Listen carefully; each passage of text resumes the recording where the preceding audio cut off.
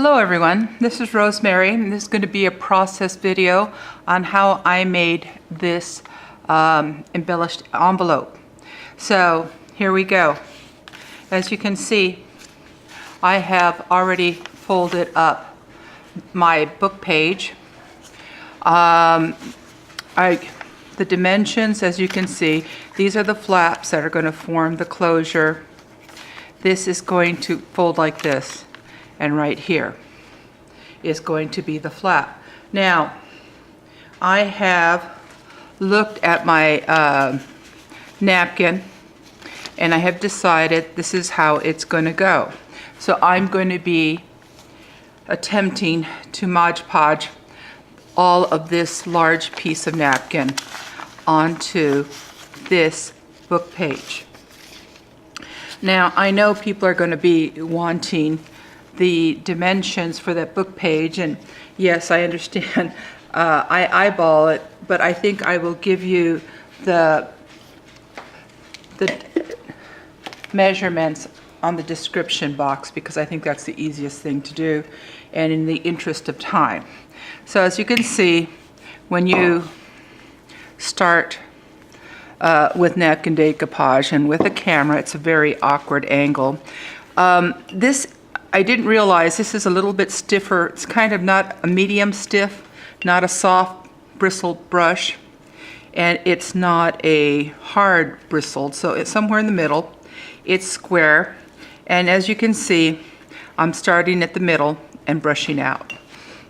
You notice I'm not going back and forth, just kind of putting a coat over all of it, and I don't know, you can see about how thick it is. I'm not really spreading it very thin, but it's not really thick either. So as you can see, I'm going to the edges here, and I'm trying not to really go over it. And as I go through this, you can see it is pretty much covered. So now this is the page, and I'm going to have a little bit, let me get my wipe here, because there's a little bit of glue there that I don't want that, because it's going to stick. So when you have a big one, and then I'm going to try to get it as straight to the edge right here as I can. And then I'm going to smooth it over. This is how I get the really nice effects. And you smooth it over, and I can already tell you see how I'm a little bit short here in my aiming? Well, don't despair if this happens to you, because like I mentioned before, napkin is very, very forgiving. So I'm moving to another part of the napkin, because the reason it's lifting here, it's an overlap. It's not on the book page, so don't panic if this happens to you. And if it does happen, just proceed. And as you can see, it is pretty much covered except for those edges. Now I'm going to put it to dry. And it is very important that you clean your page protectors. And that was one big piece. But say you don't really want to take that challenge up, that you would rather work in small pieces. Well, this is what you can do. And I'm cleaning this because I'm going to be using it, and I usually just turn it over. And this is one that I've done in pieces. So here's the front and the back, and all that needs to be done is this right here. So I have a piece of napkin already prepared, and I'm going to do the same thing. And again, you can see me just starting from the center, and I have other tutorials where I've talked about how much is enough, but you can kind of see just by this.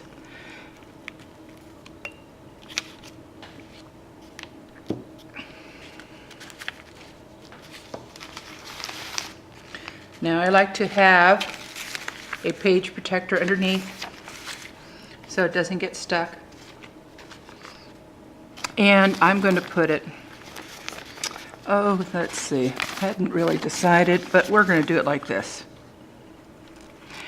And I try to kind of have a little bit of overlap on this, and then I make them meet. And so you can take a small piece at a time, and I'm still having that little bit, but if you make a mistake, don't try to take it up again. You just have to, probably going to use some distress ink. I could even put other pieces of napkin on there. I could get a real narrow strip and go on from there. So that's how you can cover it. And I probably would get it just right if I wasn't kind of on camera. So again, you see me wipe all of this because I'm going to do one more napkin decoupage here. And that is for this piece right here. This is what makes the tuck. I cut out a piece of napkin, and sometimes you will see these spaces, they look very, the napkin is just very noticeable that it can stand alone. And this piece of napkin, this flower image, can stand alone, even though it's not really going to stand alone. So once again, you go and you put it on a piece of index cards, cardstock, whatever you have, push it down, and this is what's going to be that tuck, and it's going to be drying. So through the magic, let me wipe this off because this is kind of my workspace. And you're going to say, boy, she's spending a lot of time wiping. Yes, I am, because it's a big mess if you don't. And you know, it's kind of a little bit of prevention ahead of time. So I'm pretty much done with napkin decoupage at this time. Just covering the edges. I've covered the tuck. And now, through the magic of TV, this is what you're going to have. You're going to notice that that last piece, I cut it out. I did another one right here. And you will have some overlap. You see this overlap? Well, it's okay. Just let it dry. Don't worry about it until it's dry. And then you can just cut the edges off, much like you're seeing me do right there.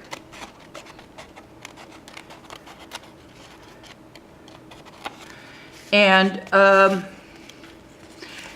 I'm going to cut right here and only leave this center portion as hinges.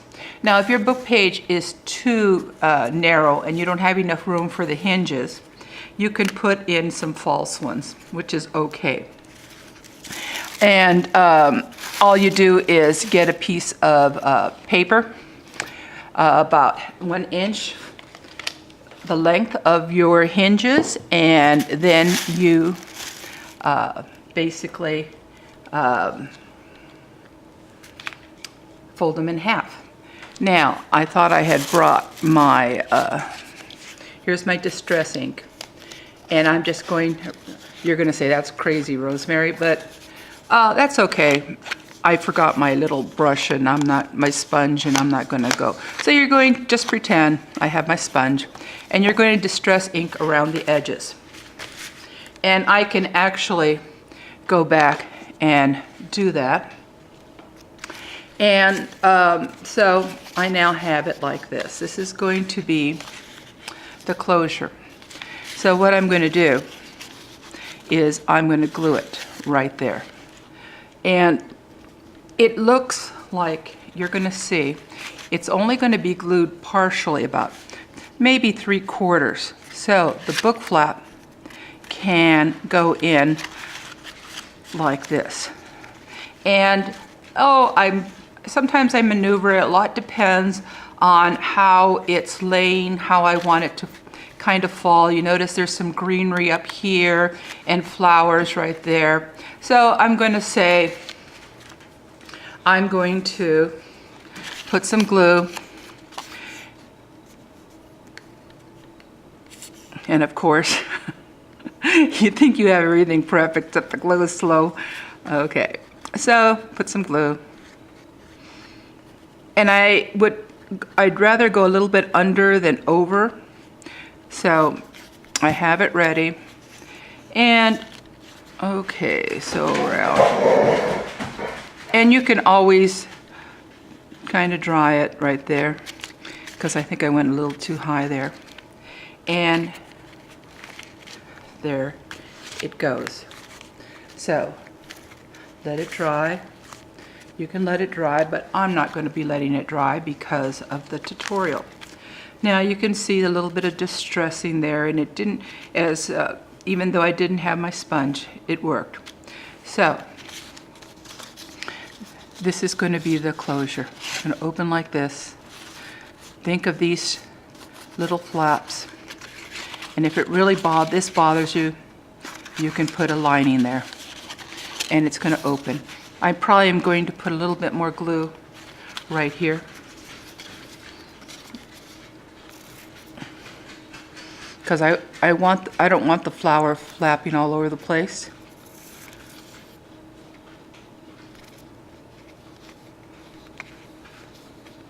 And that's one of those examples where I'd rather go back than over glue. So there you see it placed. Now we're ready for embellishments. Now this envelope, if you were going to give it as a gift, and this would be a beautiful, say a wedding gift, a retirement gift, you could get your quotes, you're going to be putting them like this. But I know this envelope is going to be part of the center signature. And so this is going to affect the placements. So here we go. This is what I mean when I say I'm stamping my sentiments. And the reason I like this is if I get my stamps out and I stamp all over the place, I don't have to be constantly, see, getting out my stamp sets. I've already prepped ahead of time. So I know I'm going to have a B down here because my sentiment is going to be about nature. Now, I did some rough trimming right there, but I'm going to do a little bit more trimming because I kind of like it up there because of the center of the signature. So, you know, I do just some little edging right like this. Get it as close, and because this is tissue paper, it's a lot tougher than napkins, and I don't know if I'm staying in frame as I'm cutting it, but what I want to show you is you can keep it as a rectangle or you can trim it. Because it is tissue paper, I have a choice. I can go with the brush like I did the napkin, or I can just put some glue. And you're seeing how I'm just putting a light layer of glue on there. So you have a choice here, and I'm going to put it, and it allows you even to lift a little bit more than tissue paper will.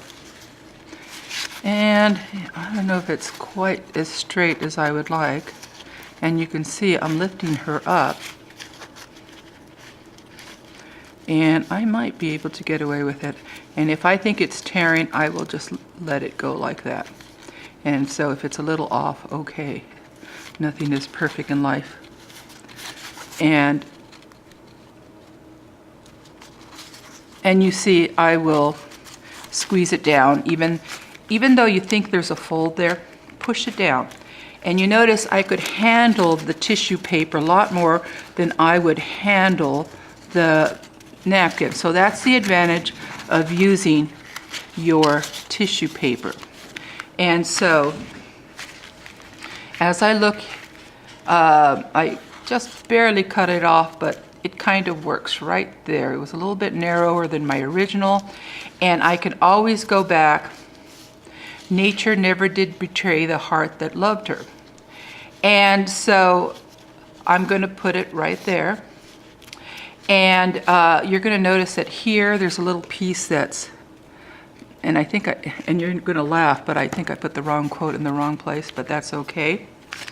Because I was supposed to put the one about the bee and love and all of that. But okay, it happens. It still works. Nature never did betray the heart that loved her.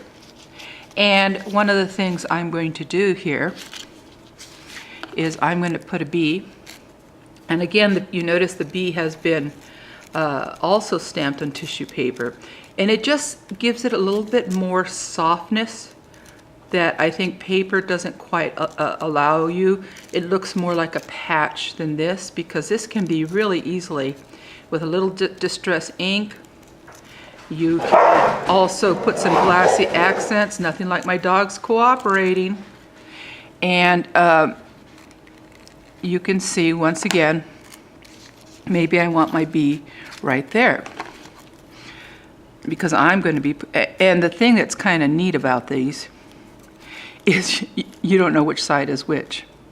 I don't know, is this darker? Well, since I started putting glue on this side, that's what's going to go there.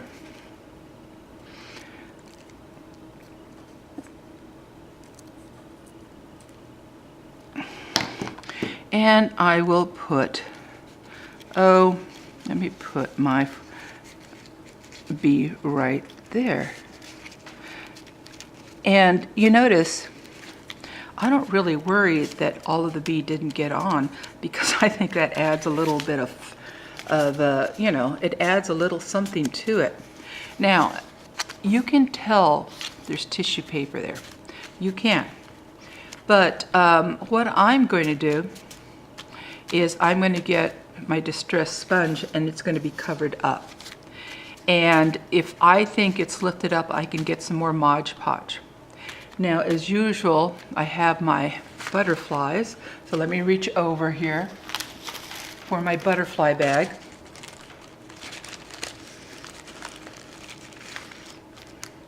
Here's the one I want there. And let me find another butterfly. Here's a butterfly. It's going to go right there, just because it's a very pretty butterfly. And of course, I'm going to I need distress ink around the edges, and my sponge is over there. I thought when I brought everything here, because this isn't my work area, so my napkin or my butterfly is going to go right there. Now, here around the edges, you notice how I haven't finished it. This is where I will put some lace around the edges. And this is one of the reasons I'm going to delay putting my butterfly here. I might even, what I did was I got my lace and I glued it around here.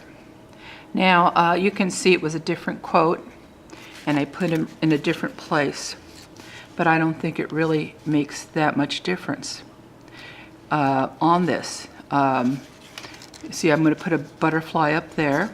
I have my bee, which I haven't colored, and so there it is. Now, let's turn it over. So what we need is the quote and the butterfly. And here's the butterfly. And this butterfly is going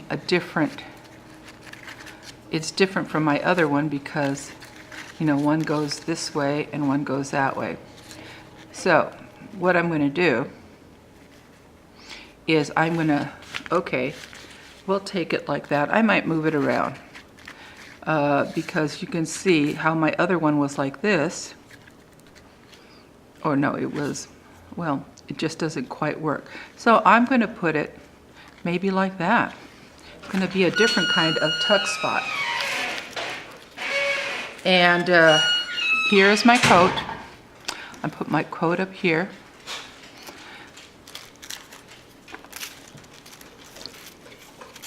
And again, I like to, I have them all on tissue paper. I have a little stack, and I find that really nice because I can measure ahead of time. You know, it allows me also not to have to be always pulling out, dragging out my box, and I'm going to put it right there. Right there. And I'm kind of liking my butterfly where you're seeing it fall. And I'm thinking, well, what about the tuck spot part of it? Because, you know, as you're playing with this, you want to go, well, okay, would that work? I guess it would work. You might have to move. I think you're only going to be gluing this part of it down, but I think it will work, or you can just make some other tucks. So, a lot depends.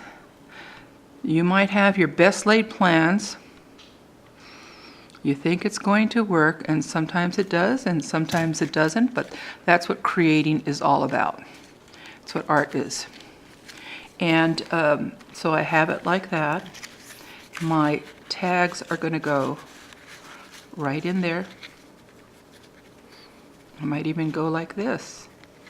I'm not pushing it too much in that direction because right now it's still wet. But you can kind of put it up. You can put it this way. I could find another picture. It just depends on what I want to do. Oh, that's kind of working a little bit better if I put it this way and the tuck spot. So these are just 2 tags I had there. Now, I usually like to sew around my, and you can sew it without closing it because this is going to be the center of a hinge. And this is why it's really nice to have it open. So let me take these tags out of the way. And what you can do, you can have this open like this, and let me just do one side here. This is the part that I'm going to keep. So I cut right here, and I cut right there. And I have a fold that I'm following. And if you don't, you can always use your cutter.